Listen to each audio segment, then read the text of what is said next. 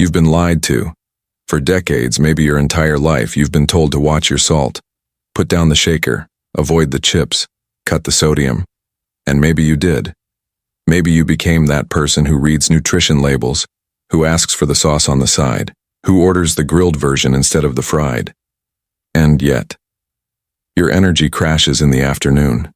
Your sleep isn't what it used to be. You feel a strange heaviness in your chest that no doctor has been able to explain with a clean answer. Your heart, that loyal, tireless muscle that has beaten for you every single second of your existence without asking for a single thing in return, is struggling. And you have no idea why. Because nobody told you about the real poison, not the one with the bad reputation, not the one that tastes sharp or bitter or wrong, the one that tastes like reward, like celebration, like comfort, like love. What if I told you that right now in your kitchen, in your pantry, possibly in the coffee sitting next to you as you watch this? There is a white substance that your heart recognizes as one of its greatest threats. A substance so deeply woven into your daily life that removing it feels almost impossible. A substance that the food industry has spent billions of dollars making sure you never think of as dangerous. It's not salt. It was never salt. And by the time this video ends, the way you see your heart, your food, and your daily choices will be permanently changed. If you're new here, this channel exists for one reason: to give your heart the respect and understanding it has always deserved. Your heart chose to spend its entire life with you. Every beat is a decision it makes on your behalf. The least we can do is understand what we're doing to it, and what we can do differently. Before we go any further, if you haven't subscribed yet, do it now. Because what you're about to hear is the kind of information that most people will spend their whole lives never knowing, and your heart doesn't have time for that. Now, let's talk about tension. Because I'm not going to tell you what the white poison is just yet. I know, you want the answer. You're already guessing. And part of you already knows. But I need you to sit with this for a moment, because the most dangerous things in life are never the ones that feel dangerous. They're the ones that feel safe, familiar, normal, good, the ones you've never questioned. So before I give you the name, I want to walk you through what this substance actually does to your heart. I want you to feel it before you know it, because when you finally hear the name, and you will, I want it to land like a revelation, not just information. Here is what is happening inside your body right now. Your heart is not just a pump. I need you to understand this deeply, because modern medicine has done a poor job of honoring this truth. Your heart is an organ with its own nervous system.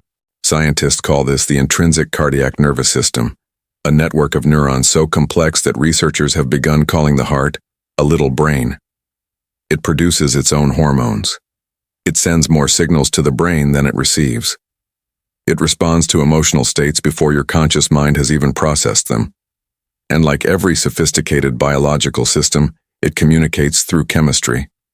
When your heart is in a state of stress, chronic, systemic, invisible stress, it releases a chemical cascade that includes cortisol, adrenaline, and inflammatory cytokines. These aren't metaphors. These are measurable, real, devastating chemical events that happen inside your chest every single day when the right trigger is present. Now here's where it gets important. The average person thinks of heart damage as something that happens suddenly. A heart attack. A dramatic event. A number on a blood pressure monitor that finally crosses a line. But cardiologists know the truth. Heart disease is not an event. It is a process. A slow, quiet, invisible erosion that happens not in moments of crisis, but in ordinary Tuesday afternoons. In the snack you had at 3 p.m. In the drink you poured at 9 p.m. In the thing you've been consuming every single day for 30, 40, 50 years without once thinking of it as dangerous. The white poison doesn't announce itself. That's its power. That's why it's winning. Here is what most people do every single morning without thinking. They wake up, they pour their coffee or their tea, and they add something white, something that dissolves instantly, something that makes the bitter taste go away and replaces it with pleasure. Or they eat breakfast, cereal, toast, yogurt, orange juice, foods that feel healthy, foods that are marketed with words like natural and wholesome and good for you. Or they grab a granola bar because they're in a hurry and it feels like a responsible choice compared to a donut. And then at lunch, they have a sauce on their sandwich, or a salad dressing, or a flavored drink, or a soup from a can. And at dinner, maybe they have something that comes in a box or a bag or a bottle, something convenient, something that ends a long day on a note of comfort. None of this feels dangerous. None of this feels like poison. But here is the scientific revelation that changes everything. The substance I'm describing, refined sugar, specifically the hidden, processed, added sugars that saturate the modern food supply, does something to your heart that salt never could. Salt, in excess, raises blood pressure. That is real. That is true. But blood pressure can be measured. It can be seen. It triggers warnings. Sugar is different. Sugar destroys your cardiovascular system through a mechanism so insidious that it remained largely invisible to mainstream medicine until the early 2000s. The process is called glycation, and once you understand it, you will never look at a sweet thing the same way again. Glycation is what happens when sugar molecules attach themselves to proteins and fats in your bloodstream and form what scientists call advanced glycation end products, AGEs. This is not a metaphor. They are literally called AGEs because they age you. They age your arteries. They age the inner lining of your heart. They make your vascular walls stiff and brittle, like rubber tubing left in the sun for decades. And this process is happening right now. Every time blood sugar spikes, every time you consume added sugar and your body floods with glucose, more AGEs are formed, more damage accumulates, more of your heart's flexibility is taken away. And the cruelest part? You don't feel it. Your heart feels it, but you don't. The practical exercise for this first point is simple. For the next 7 days, don't add any sugar to anything. No sweetener in your coffee, no honey in your tea, no syrup on your breakfast. Just 7 days, not to lose weight, not to detox, but to begin to hear the difference between what you want and what your body actually needs. Your heart will notice before you do. The behavior. People believe they don't eat that much sugar because they don't eat candy or dessert every day. This is one of the most dangerous misconceptions in modern health. Because the sugar that is destroying your heart is not in the dessert aisle. It's in the foods you consider safe. It's in the tomato sauce. It's in the bread. It's in the flavored yogurt that you chose instead of ice cream because you were trying to be responsible. It's in the sports drink. It's in the salad dressing. It's in the protein bar. It's in the heart-healthy breakfast cereal with the red heart on the box.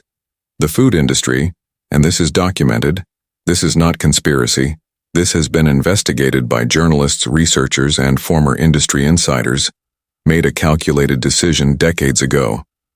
When fat was removed from products to make them healthier, something had to replace the flavor. That something was sugar, added, refined, processed sugar, hiding under more than 60 different names on ingredient labels. Sucrose, high fructose corn syrup, maltose, dextrose, fruit juice concentrate, evaporated cane juice. Your body's alarm system, the one that tells you something is sweet and therefore you should moderate it, was designed for natural sugars, bound in fiber, arriving in the body slowly. A piece of fruit, a root vegetable. These were the sweet things your ancestors consumed. The fiber slowed everything down. The sugar arrived gently. Your insulin response was measured and calm. But refined sugar arrives like a flood. Without fiber. Without resistance. It hits your bloodstream all at once, and your pancreas screams, and your insulin spikes, and your body scrambles to manage the chemical emergency. And over years and decades of this happening multiple times per day, the system breaks down. This is the biological reality of insulin resistance, and insulin resistance is one of the strongest predictors of heart disease that exists. Not because of the blood sugar itself, but because of what chronically high insulin does to your arterial walls. It triggers inflammation, stimulates the growth of smooth muscle cells inside arteries, and accelerates the formation of plaque. Your heart is living inside a body that is perpetually managing a sugar emergency, and it is exhausted. The scientific term that matters here is metabolic inflammation, a state of low-grade, chronic systemic inflammatory activity that doesn't produce symptoms you can see or feel, but slowly and methodically damages your cardiovascular infrastructure. Think of your arteries as roads.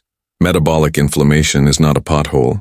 It's the slow erosion of the entire road surface. By the time you see the damage, decades of wear have already occurred. The practical exercise: read every ingredient label for 1 week. Not for calories. Forget calories. Look only for hidden sugars. Count how many of the 60+ names for sugar appear in the foods you consider healthy. Write them down. This exercise alone has caused people to fundamentally restructure how they shop, how they cook, and how they think about food. Your heart deserves that restructuring. Here is a truth that most health content will never tell you, because it is uncomfortable. You are not eating sugar because you lack willpower. You are eating sugar because you were neurologically conditioned to need it. Sugar activates the dopamine system in your brain with a speed and intensity that most natural foods cannot match. And the dopamine system is not the pleasure system. It is the wanting system. It is the drive system. It is the mechanism that your brain uses to prioritize behaviors for survival. When you eat refined sugar, your brain registers it not just as food, but as a reward signal, a signal that says, remember this, do this again, prioritize this. And with repetition, the threshold rises. You need more to feel the same response. You reach for it not when you're hungry, but when you're stressed, when you're sad, when you need comfort, when you want to celebrate, when you're bored. This is not weakness. This is neuroscience. This is a vulnerability that the food industry engineered with extraordinary precision, using flavor scientists and behavioral psychologists to create products specifically designed to override your body's natural satiation signals. And your heart has been paying the price for that engineering every single day. But here is the emotional revelation that I want you to sit with. Your heart is the organ most affected by stress, not metaphorically or literally. The heart is densely connected to the stress response system. Chronic psychological stress elevates cortisol, which elevates blood sugar, which, you see where this is going. The sugar addiction and the stress response are not separate problems. They feed each other in a loop. People under chronic stress crave sugar more. Consuming sugar disrupts sleep architecture, which increases stress hormones, which increases sugar cravings.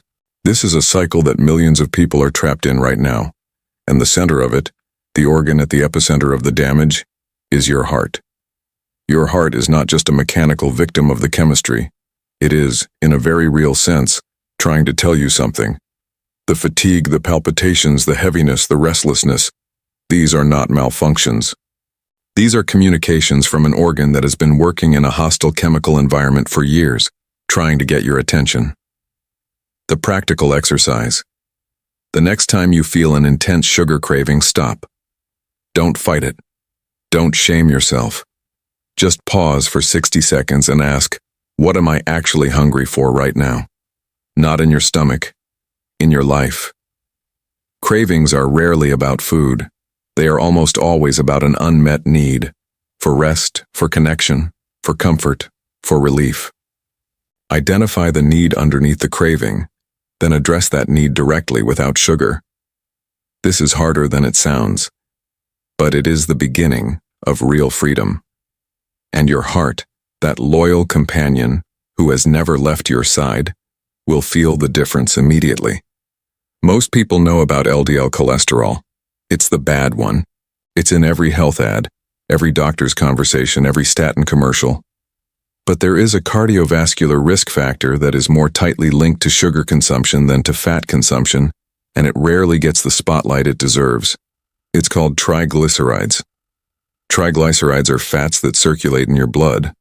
But here's what most people don't understand. You don't get high triglycerides primarily from eating fat. You get them from eating excessive carbohydrates, specifically refined sugars and processed starches. When your liver receives more sugar than your body can immediately use for energy, It converts the excess into triglycerides and releases them into the bloodstream. This is a normal process. It becomes dangerous when it's happening continuously, multiple times per day for years. High triglycerides in combination with low HDL cholesterol, which is also triggered by a high sugar diet, create what cardiologists call atherogenic dyslipidemia, a blood lipid profile that is profoundly hostile to arterial health. It creates the exact internal environment in which cardiovascular disease accelerates most rapidly.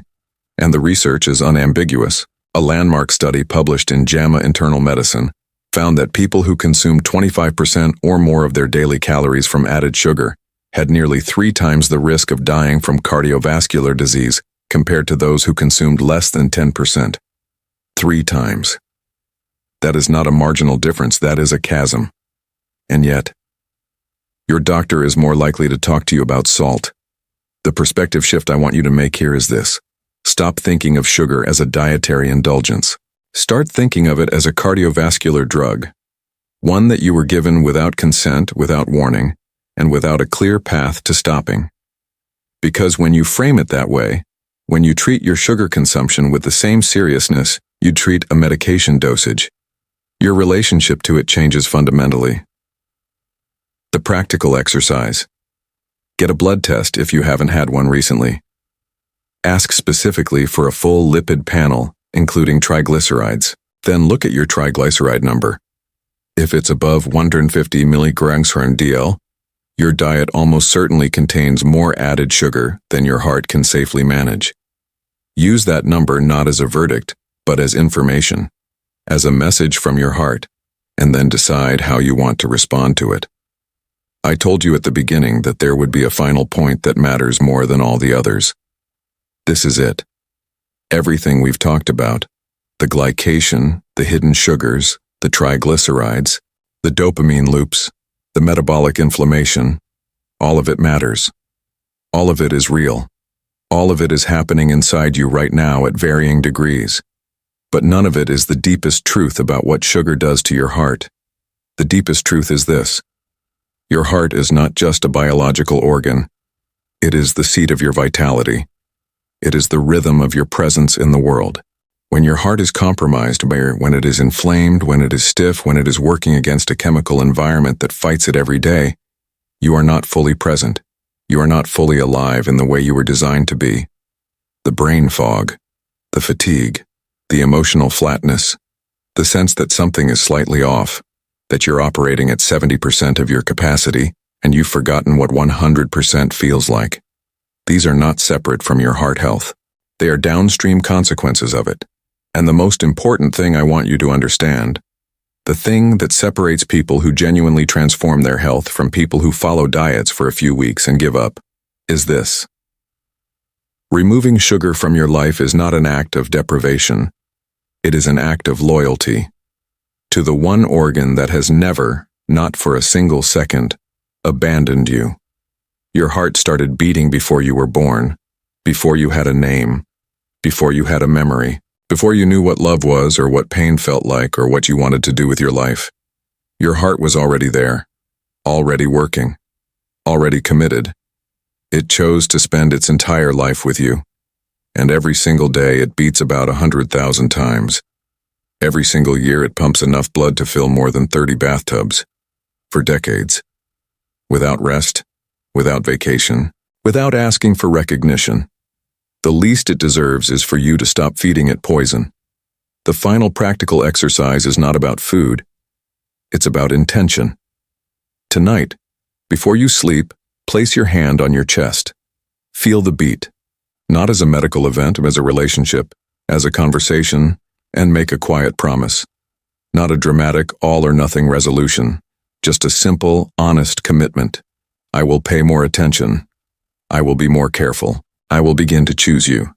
Because that's what this is ultimately. Not a diet, not a health trend, not a lifestyle hack. It's a choice to love the thing that loves you most unconditionally. Let me bring this home. We covered 5 truths today. And I don't want you to carry them as a to-do list. I want you to carry them as deposits in a trust account. A trust account between you and your own body. Every day that you choose to read a label, you make a deposit. Every morning that you skip the hidden sugar in your breakfast, you make a deposit. Every time you pause before a craving and ask what you actually need, you make a deposit. Every time you get your blood work done and take the results seriously, you make a deposit.